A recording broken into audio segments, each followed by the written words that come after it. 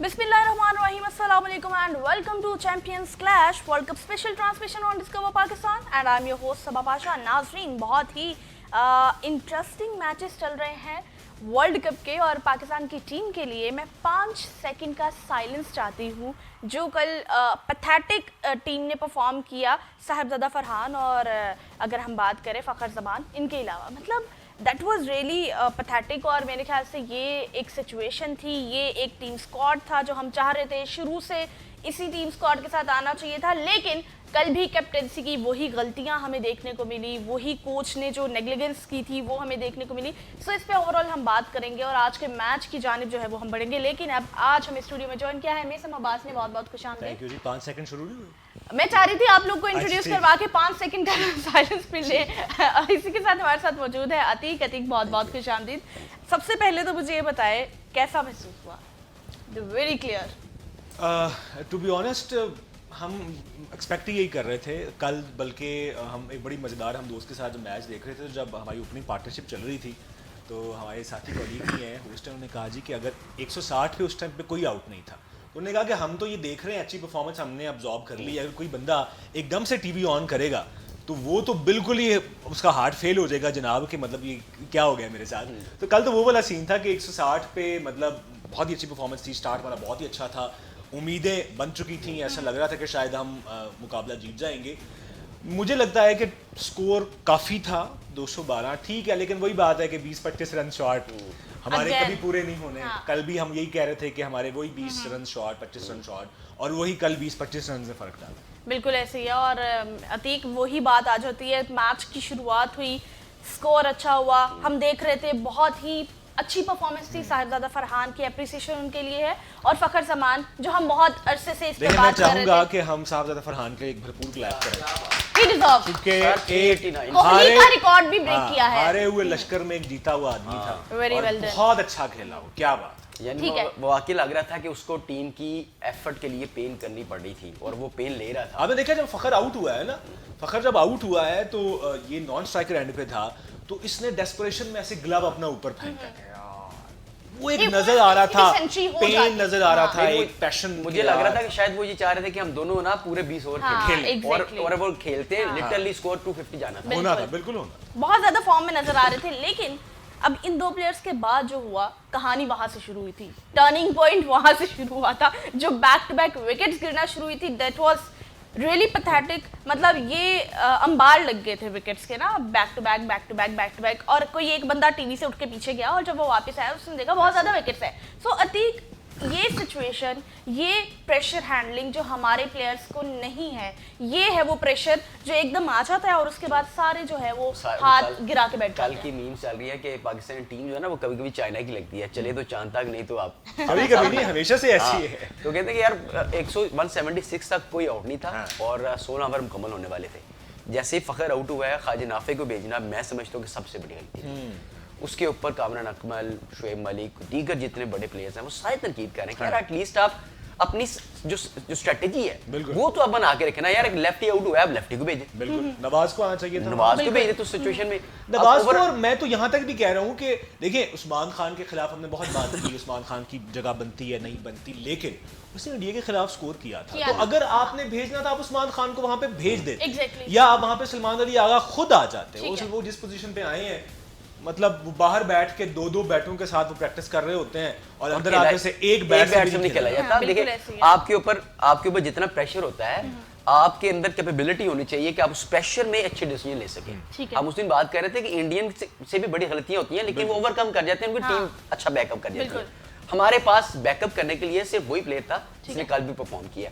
फ़खर ज़मान at least वो हमारे पास बड़ा अच्छा बैट्समैन था, लेकिन उसको चांस कल मिला है, उसने शो ऑफ किया कि यार मैं अच्छा प्लेयर सिलेक्शन था, आपसे गलती। सर हम तो हमेशा इस प्लेटफॉर्म के जरिए हमेशा ये कहते आए हैं कि फ़खर ज़मान और इब्रार अहमद, इन दोनों की T20 स्क्वाड में जगह बनती ही बनती है। आप स्टैट्स उठा के देख लें, कल बड़े लोग स्टैट्स शेयर कर रहे थे, फ़खर ज़मान एक बिग मैच का प्लेयर है, जिस बड़े टूर्नामेंट में वो आया है, जिस बड़े इंपॉर्टेंट मैच में उसको सिलेक्ट किया गया है, उसने परफॉर्मेंस करके दिखाई। कल भी वो न डर होके खेला। सर पिछले मैच में भी उसकी जगह बनती थी और सलमान अली आगा ने प्रेस कॉन्फ्रेंस में ये टॉप ऑर्डर पे जगह बनती थी। एग्जैक्टली, उसने तस्लीम किया है कि हमारे से गलती हुई है। फखर जमान की पिछले 4 मैचेस में जगह बनती थी, लेकिन डर उनके दिल में ये था कि उससे पहले वो अच्छा परफॉर्म नहीं कर रहा था और उनको ये था कि शायद इस T20 वर्ल्ड कप में भी वो अच्छा परफॉर्म ना करे। अच्छा, लेकिन उन्होंने गलती बहुत देर से नहीं वो एक realize उर्दू हुई। का मुहावरा है ना, अब क्या होगा तो जब चिड़िया चुग गई। Exactly. Yes. आपके पास अब अभी कुछ चीज अब पछतावे के अलावा कुछ भी नहीं है।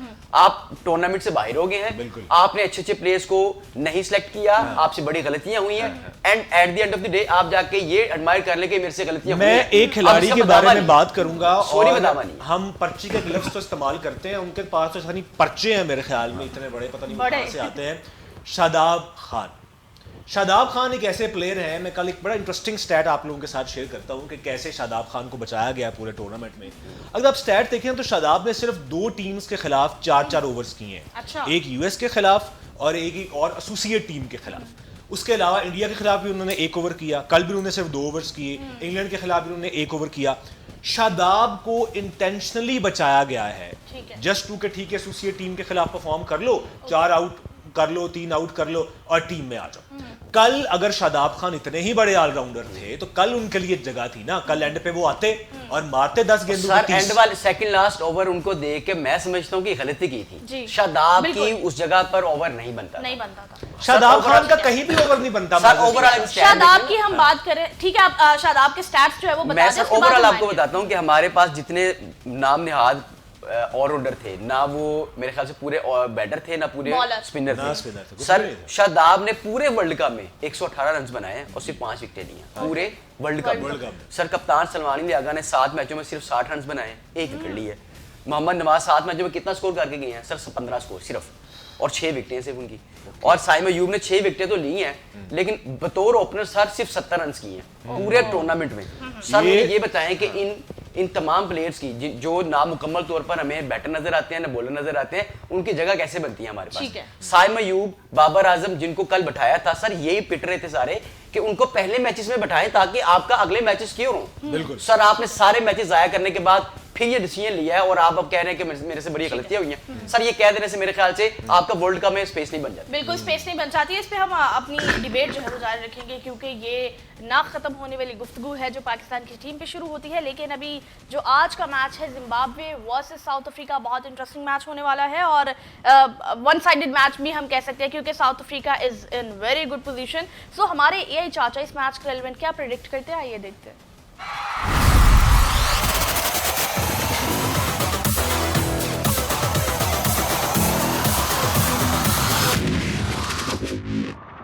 Hello, cricket lovers. Your AI Cha-Cha is back for this high-stakes T20 World Cup 2026 Super 8 clash between Zimbabwe and South Africa. We are at the Arun Jaitley Stadium in Delhi, where the air is thick with anticipation. The pitch here is traditionally slow and sticky, which means it will be a real test for the batters. Expect some early zip for pacers like Kagiso Rabada, but as the sun beats down, this surface will start turning like a record player, making life very difficult in the middle overs for anyone facing the spinners. Zimbabwe enters this match with nothing to lose and a point to prove. Their captain, the evergreen Sikandar Raza, remains their heartbeat, while young Brian Bennett has been the find of the tournament with his fearless hitting. On the other side, the Proteas are looking like a well-oiled machine. Aiden Markram has led them brilliantly, and with the baby AB DeWald Brevis finding his groove alongside the explosive David Miller, their batting depth is frightening. The toss factor will be massive here. The Delhi Heat wears the pitch down quickly, so batting first to put runs on the board before it becomes a spinning minefield is the way to go. My prediction? While Zimbabwe has the spirit, South Africa's balanced attack and unbeaten momentum are too strong to ignore. AI Cha-Cha says South Africa takes the win. Players to watch. Blessing Muzarabani for Zimbabwe and Quinton de Kock for the Proteas. Remember, in cricket, it ain't over until the last ball is bowled and the biryani is served. जी, तो AI चाचा की prediction आपने सुनी और I guess it will be very interesting match जो कि Zimbabwe और south Africa में होने वाला है। और इंटरेस्टिंग मैं इसलिए कह रही हूँ कि कुछ भी हो सकता है, T20 क्रिकेट है। साउथ अफ्रीका नो डाउट बहुत अच्छा परफॉर्म करी है, लेकिन जिम्बाब्वे की अगर बात आए तो मेरे ख्याल से जिम्बाब्वे जो है उसके हम कैप्टन की बात करें और उसकी ओवरऑल परफॉर्मेंस की बात करें, नो डाउट हार जीत हो जाती है, लेकिन पोटेंशियल हमें नजर आया? अच्छी परफॉर्मेंसेस नजर आएंगी। सिकंदर रजा जब से टीम में आए हैं, उनके मुजराबानी एक बड़ा पोटेंशियल नजर आया है, उनके स्पिनर्स एक दो बड़े अच्छे नजर आए हैं। सो जिम्बाब्वे में ऑब्वियसली पोटेंशियल है, और जिस तरह वो इस राउंड में आए थे बिल्कुल अनबीटेबल आए थे, तो मेरे ख्याल में यही उनके लिए कामयाबी है। लेकिन ऑब्वियसली बेहतरी का सफर जारी रहता है, वो कोशिश करेंगे कि अगले सीरीज में, अगले टूर्नामेंट्स में।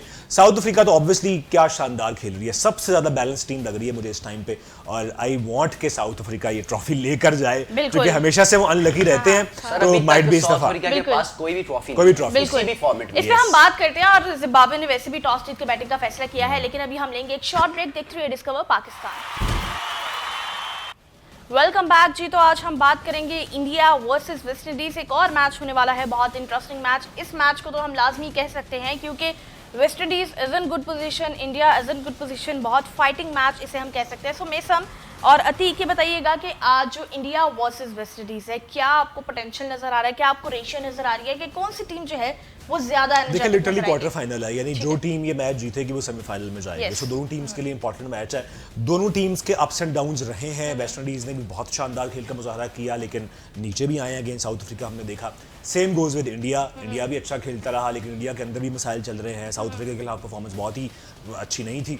सो मज़ेदार मैच होगा, लेकिन वही बात है कि अगर हमदर्दियाँ साउथ अफ्रीका के साथ हैं, वेस्ट इंडीज़ के साथ भी हैं, क्योंकि वेस्ट इंडीज़ जिस फॉर्म ऑफ क्रिकेट वो एंजॉय करते हैं, जैसे वो खेलते हैं, अग्रेसिव, निडर, बेखौफ, फेयरलेस, वो हम चाहते हैं कि वेस्ट इंडीज़ आज अच्छा परफॉर्म करे। और वही बात है, पाकिस्तानियों की मासूम से ख्वाहिश है कि हम तो डूबे हैं सनम, तुमको भी ले डूबेंगे। तो हम चाहते हैं कि इंडिया जो है ना वो भी बस फिर आगे एशियन टीम का सफर ही खत्म हो, और एशियन टीम अपनी क्रिकेट पे कंसंट्रेट करेंगे। जनाब, अगर हम अपनी कंडीशंस में भी सेमीज में नहीं जा सकते, तो फिर there is a serious issue with that. Yes, exactly the same situation I want to ask कि हम बहुत ज्यादा इजीली इस चीज पे बात कर रहे थे, ऑस्ट्रेलिया अच्छा परफॉर्म नहीं कर रहा और इंग्लैंड की परफॉर्मेंस उस तरह से अच्छी नहीं आ रही बिकॉज एशियन कंडीशंस हैं। लेकिन this is very very bad कि अगर एशिया की ही टीम्स जो हैं वो इस कंडीशंस पे अच्छा परफॉर्म नहीं कर पा रही हैं। अतीक, इस पे क्या कहना चाहेंगे? क्या फोकस नहीं है, क्या पोटेंशियल उस तरह से नहीं है, या फिर प्लेयर्स जो हैं वो बहुत ज़्यादा नॉन सीरियस हो गए? देखिए, सलमान अली आगा ने तो कल रात प्रेस कॉन्फ्रेंस में बड़ी चीज़ों का इतराफ़ किया, उसमें बड़ी चीज़ें डिस्कस भी की, क्वेश्चंस को आंसर भी किया। उसमें उन्होंने कहा कि हमें ये लगता है कि हम उस अंडर प्रेशर में, जो प्रेशर हमारे ऊपर था, उसमें अच्छे डिसीजन नहीं ले पाए, और हमें अंडर प्रेशर में आकर गलत डिसीजन लिए हैं, जो हमारा कसूर है। और इसका कसूर उन्होंने कहा कि कोच पे भी जाता है और मेरे पे भी जाता है। ठीक है। और जो सिलेक्शन हमने की, जो प्लेइंग 11 हमने खिलाई, वो हमारा ही कसूर है। ठीक है। और मुझे ये लगता है कि जो सिलेक्शन ऑफ प्लेयर, मुझे लग रहा था कि शायद मेरा कसूर है। नहीं जी, मेरे ख्याल से ओवरऑल जो टीममेट्स हैं उन सबका कसूर है, क्योंकि पूरे टीम को परफॉर्म करना होता है। सिर्फ ये नहीं है कि साबजा फरहान ने जिम्मेदारी ले ली है या फखर ने ले ली है, और जो बाकी आए हैं वो नॉन सीरियस एक हॉकर और बड़े मजेदार अंदाज में खेलते रहे, आउट हो गए तो हो गए, लग गए तो शॉट। ऐसा नहीं होता। अब सबको प्ले परफॉर्म करना पड़ता है, चाहे वो टेल एंडर है या ओपनर है या मिडिल ऑर्डर है। मिडिल ऑर्डर हमारा अच्छा परफॉर्म नहीं किया, हमें बड़ी देर से मिडिल ऑर्डर था ही नहीं हमारा, सीधी बात है। हमारे पास प्लान ही नहीं था कि हम लोगों ने मिडिल ऑर्डर में किसको भेजना है। मतलब कौन बंदा जाएगा जो इसी स्ट्राइक रेट को कंटिन्यू करेगा। सर ये नहीं है कि आपने 16 ओवर तक सर स्ट्राइक रेट बड़ा बेहतरीन रखा, 11 की ओवरेज जा रही थी। जैसे ही सर फखर आउट हुआ है, उसके बाद सर पैरेलल जितने बैट्समैन आए सर उन्होंने सारे बेड़ा गर्क कर दिया। बिल्कुल ऐसी है। ये अतीक ने मेरे बात की है कि शहजादा फरहान और फखर पे रिलाय किया गया था। वक्त कितनी तेजी से बदलता है। एक वो टाइम था जब बाबर और रिजवान पे टीम रिलाय करती थी, और कल वही वक्त था कि सब ये कह रहे थे कि बाबर टीम में ना हो, बाबर टीम में नहीं था, doesn't matter.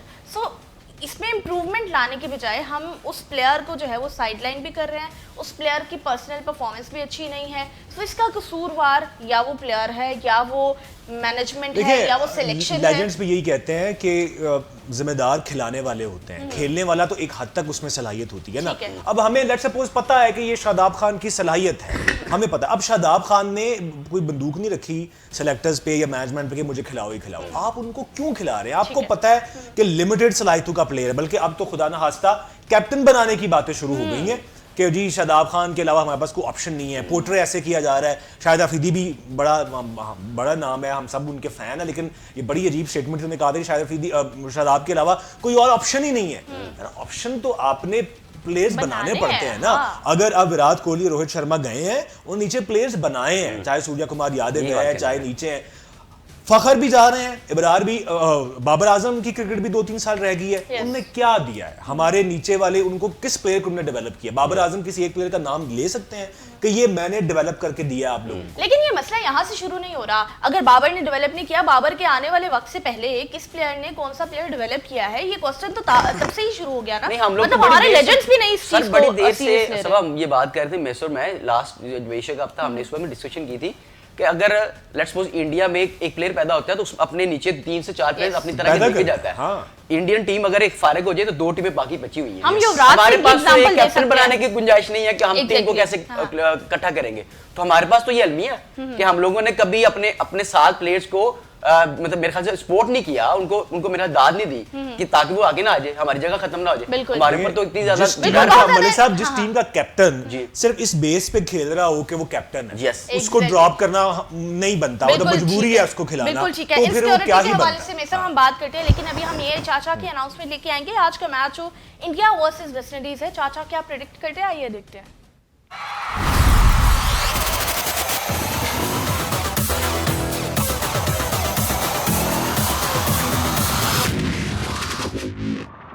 Hello, cricket lovers.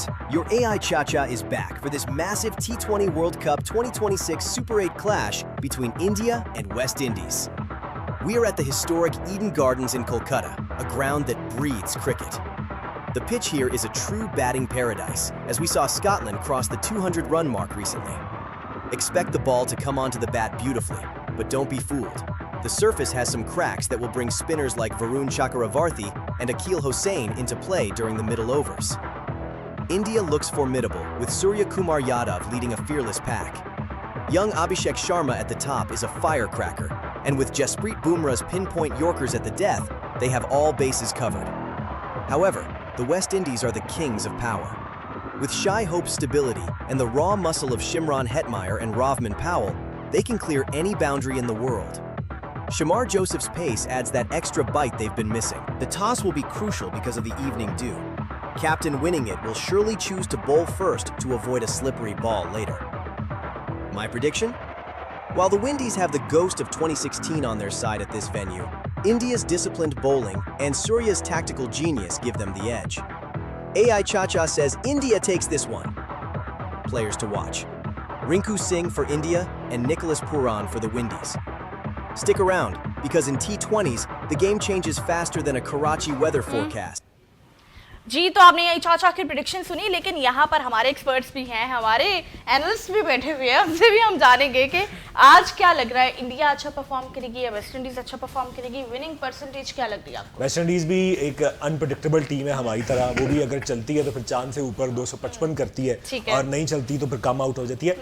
पता नहीं क्यों दिल कह रहा है वेस्ट इंडीज, दिल कह रहा है कि वेस्ट इंडीज आज ऐसा तगड़ा फेंटा लगाएगा इंडिया को, चूंकि इंडिया की बॉलिंग भी स्ट्रगल कर रही है, और मुझे लगता है कि आज वेस्ट इंडियन जो प्लेयर्स हैं वो इंडियन स्पिनर्स को खास तौर पे तगड़ा फेंटा लगाने। आपका दिल क्यों चाह रहा है ये तो हमें पता है, लेकिन हम अतीक से भी जानते हैं। अतीक, आपको क्या लग रहा है? इंडियन ही जीतेंगे, लेकिन उसके आगे वेस्ट लगेगा, वेस्ट इंडियन जीतेंगे। ओके।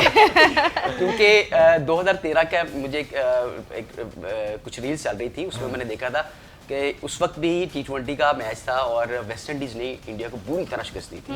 बड़ा मजेदार मैच इंडिया में हुआ था शायद। इंडिया में हुआ था, और मुझे ये लग रहा है कि उनका रिकॉर्ड अच्छा है। ठीक है। और इस वक्त इंडियन टीम बहुत अच्छे मेरे ख्याल से रिदम में नहीं है, तो वेस्ट इंडीज के जीतने के चांसेस ज्यादा है। ओके, और जैसन होल्टर मुझे लगता है कि बहुत अच्छा आज परफॉर्म करने वाला है। बिल्कुल, की प्लेयर का ही मैं पूछने वाली थी, आपके तरफ से जैसन होल्डर जो है वो अच्छा परफॉर्म करने वाले हैं। हेथमेयर जो उनके प्लेयर हैं, जो लेफ्टी हैं, वो क्या उम्मीद नहीं है आज इंडिया के किसी प्लेयर नहीं, इंडिया से उम्मीद है, मतलब इंडिया से माइट भी अभिषेक शर्मा, जैसे आमिर ने कहा था वो स्लॉगर है, पिछले मैच में उनकी फॉर्म वापस आई है, तो हो सकता है कि अभिषेक शर्मा चल जाए, लेकिन मुझे इंडिया से कोई बहुत उम्मीदें नहीं है। ठीक है, आमिर की बात आपने की है, फिर से वो एक रोलर कोस्टर जो है वो दिमाग में आ गया है कि आमिर ने कहा था ये जीतेगा, ये हारेगा, ये स्लोगन है, आमिर आजकल आमिर बाबा चल रहे हैं, आमिर बाबा बन चुके हैं। लेकिन उसके बाद एक और बड़ा सवाल आ जाता है, अब टीम में जो तब्दीलियां आनी है, जो अहमद शहजाद की बातें हो रही थी, जो उमर अकमल की बातें हो रही थी, उसमें कितनी पॉजिटिविटी नजर आ रही है, और क्या होना चाहिए, नहीं होना चाहिए, या फिर हमारा जो नया पूल है उसको कब बाहर लाया जाएगा? इसके लिए सब आपको कुछ 5-7 प्रोग्राम हमें तरतीब देने पड़ेंगे जिससे हम सॉल्यूशंस की बात कर सकें।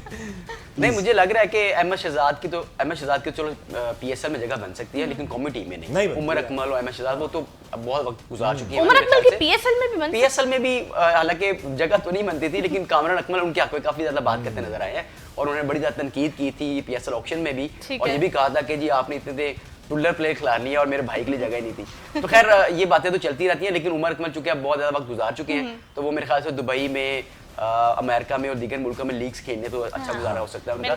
लेकिन अहमद शहजाद अब चूंकि पीएसएल में अगर उम्मीद है कि उनकी वापसी हो जाए और एक अच्छा खुशहाल बात होगी मेरे ख्याल से। बिल्कुल, और हमारी तो हमेशा से पॉजिटिव उम्मीदें ही हैं। लेट्स सी क्या टीम में तब्दीलियां आती हैं, क्या सर्जरीज होंगी, किस तरह से ये वर्ल्ड कप का इख्तिताम होगा।